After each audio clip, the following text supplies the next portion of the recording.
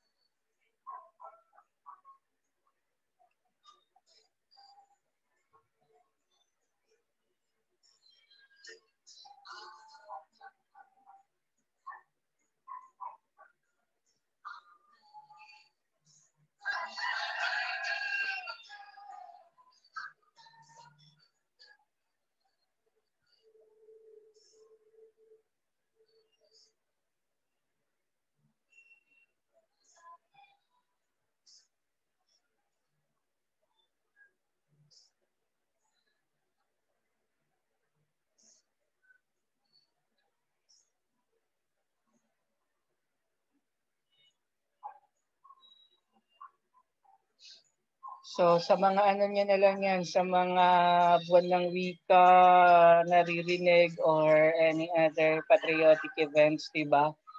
But basically, this is how songs are composed, lyrics are made, musics are arranged in the time of Pilita Corrales, di ba? That is still part of our cultural heritage, okay? So moving on, so for your activity number 2, take it apart. So on your module daw, you need to closely look at the pictures and then consider everything that forms the image and complete the given words. Nasa module niyan. So, oy, mali yung spelling. What can you say about the image form? Write your answer on your answer sheet. That is for your activity number 2. So now, let us try to understand socialization. Natatakpan ba? I'm going to send the ano to, I'm going to send the PowerPoint to your GC later. So socialization is the process of learning one society and its culture. So it is an act of interacting, mingling, and being with other, mali ulit, groups within or outside of your society. So ibig sabihin, when we talk about socialization, you interact with other people, you mingle with other people, nakikihalubilo ka, meron kayong activities that you do together. Okay? It is not limited within the family members, within an immediate community, but when we talk about socialization, it is basically mingling and interacting with other people. Okay? So through socialization daw, one learns that culture, you learn with the persons or the other group of people cultures, their language, roles in life, and what are expected from them. Kasi before coming up with a successful relationship ha, hindi yung relationship na iniisip ninyo. With others, it is always important to know how to deal with them, di ba? Kasi there might be some things that they may be sensitive of it, kagaya ng topic or any common practices na ginagawa ninyo pero sila na-offend sila. So you need to understand them for you to be able to actually have a harmonious relationship. Okay? So in the absence of socialization, it results to physical and mental abilities. Okay? Kung napanood nyo yung yung horror movie na Mama yata ang title nun, di ba? So the siblings are left doon sa isang lugar. They did not parang learn language. So, ini-imitate nila kung ano na lang yung nakikita nila. And they did have a distortion of their personal development, di ba? Kasi walang nagturo at naka-impluwensya, may naka-impluwensya kasi kung ano yung nakikita nila, yun na lang yung ginagaya nila. Pero walang nagturo ng kung ano ang tama. That is the most basic and the primary importance of socialization kasi especially the children, they get to influence para gayahin, matutunan at isabuhay kung ano ang tama at mali sa pakikisalamuha sa ibang tao. And it leads daw to physical and mental disabilities because without the influence of these people or groups of people, you tend to have a distortion on how to deal with other people, 'di ba? So hindi ka magiging magiging epektibong bahagi ng isang pamayanan simply because you don't know how to deal with them. Okay? So people that are not socializing with others develop mental illness, abnormal and odd behavior. May napapansin ba kayo ng mga kaklase, kaibigan, hindi naman sasabihin nating antisocial, but they deal with you in a different ways than you expect them to deal with you. Diba? May mga ganun kasi they may have a limited knowledge with regards to what are expected from them. Or yung ginagawa nila kasi yun yung nakasanayan nila. But you cannot take it against them simply because that is what they have learned. Diba? Any odd behavior or of a person is simply because of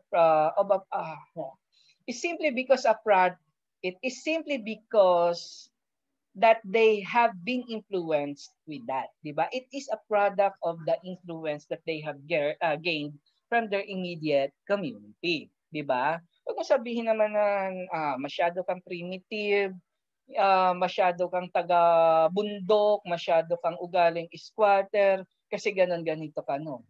Okay? That is how they learn that is the influence that they have gained.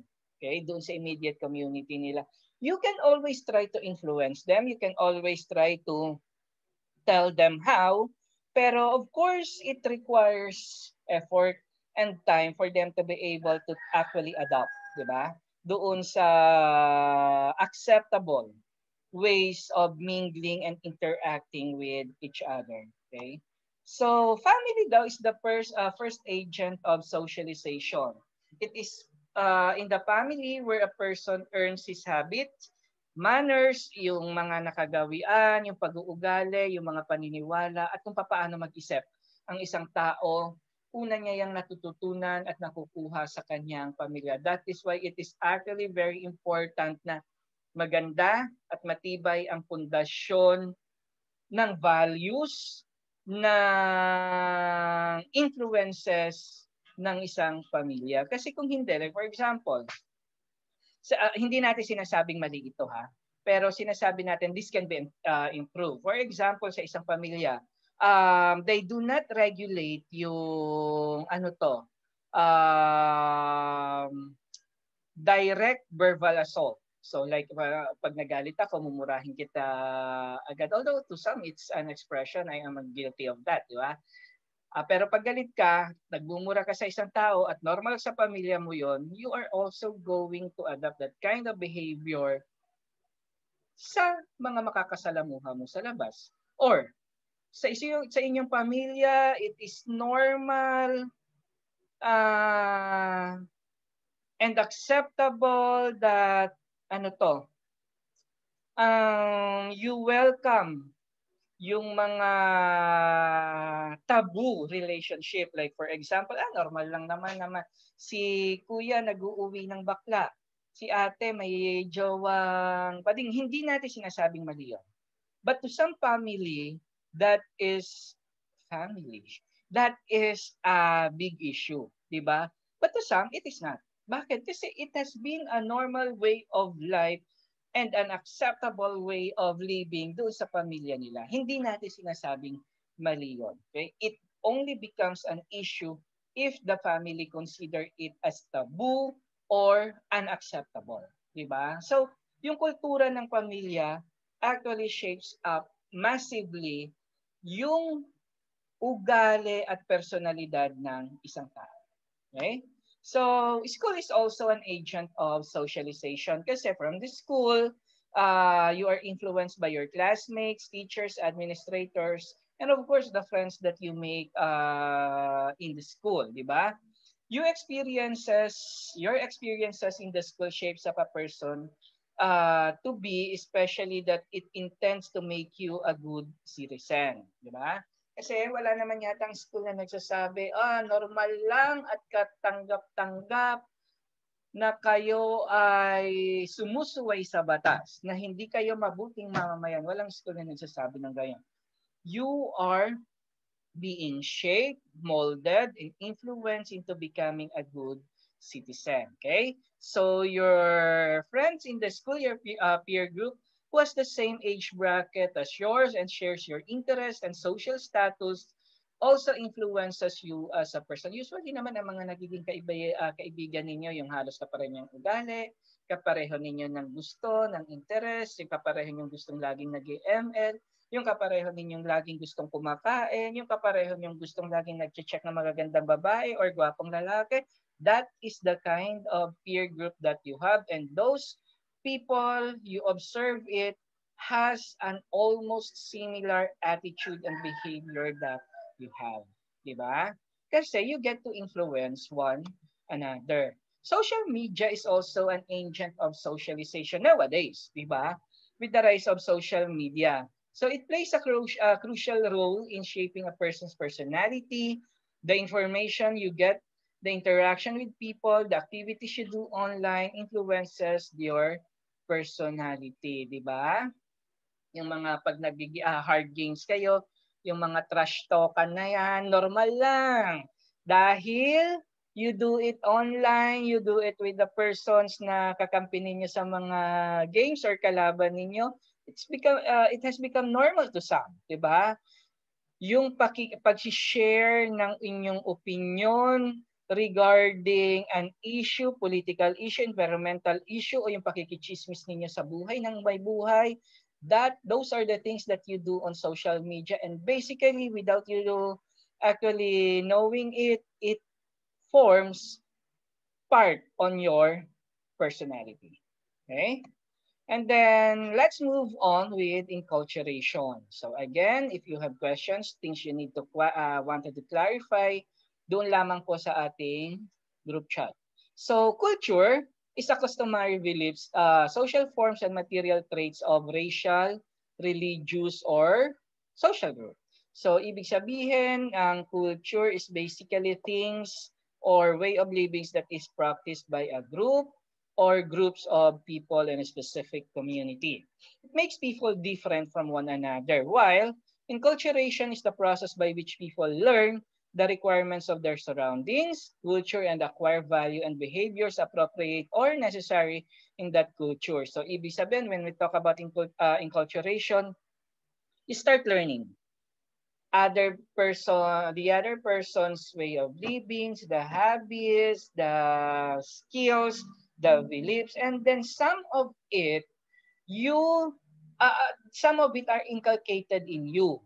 Nagiging bahagi siya ng kultura mo kasi natutunan mo na siya. So ibig sabihin, there is a convergence of one culture and another culture in a one person because of influences, because of socialization, because you interact with other people. So enculturation is influenced by this. Your family, of course, the community, your friends, and the government kasi the government regulates yung ating pagkilos para maging mas maayos yung ating kapaligiran at yung ating way of living bilang mga citizen ng bansa na to. And of course, religions. May mga restrictions ang religions, di ba? So, ibig sabihin, bawal ang ganito, bawal ang ganon because your religion says so. At the same time, it form parts of you and your belief at kung ano ang nagiging ugali mo bilang tao. Di ba? And then, activity 3, you need to push it forward. Forward. You need to push it forward, read the article and revitalize. Read the article entitled Revitalized and Socialized, and then you need to fill in the blanks with words that are listed in your module and doon yung sa other page. And then for your activity 4, you need to think it over. You need to answer what is the importance of following icons, representing the agents of socialization to your development of a person. So nandiyan yan. The first picture is school. The second is family. The third is actually a community. Tatakpan tong isa, that is a church. And the last is friends. Okay, so how does these agents of socializations affect your development as a person? Are they mostly positive, mostly negative, both positive and negative? Okay, so you discuss your answer. Okay, so activity 5, ang bilis is a reality checks. List down tips on how to make socialization productive and meaningful. You can at least list 5 tips kung paano yung interaction natin with other people will become productive and meaningful. Okay, and then activity 6, what have you learned? Distraction is on your module, and then activity 7 is I can feel it. Okay, and then activity 8 and 9, for 8, you need to do your assignment. For 9, this is just an added activity. You need to choose one from the list on your module and answer it as required. Okay? So, generally, it is always important to socialize with other people. So, my personal advice with you guys lang naman is that in choosing friends or in being friends with other, always be on guard with their positive and negative influences. Hindi natin sasabi na lahat ng influence ng ating mga kaibigan, mga kakilala, magiging katrabaho, mga classmates are mostly positive, diba? So, you need to adapt those that are positive and wave away from those that are negative. Hindi porket ginagawa ng isa tama na at gagayahin na ninyo. Like for example, drugs. So, you're in. If you're doing drugs, that doesn't mean that everyone's doing it, you're going to do that also. That is not cool, di ba?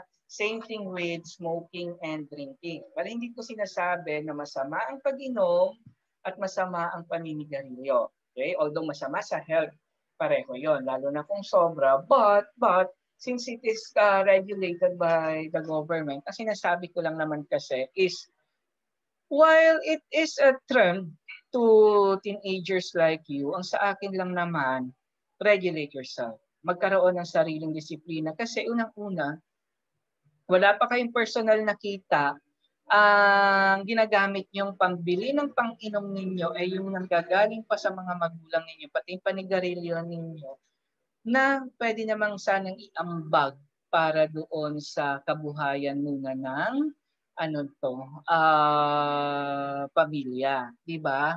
Wag uunahin yung bisyo, uunahin yung kapakanan ng pamilya. While everyone else is doing that, that doesn't necessarily mean it is good, 'di ba? Mahiya kayo na ang ginagastos ninyong panigarilyo at pang-inom ay galing pa sa magulang ninyo, 'di ba? That is not an act done by a responsible person. Okay?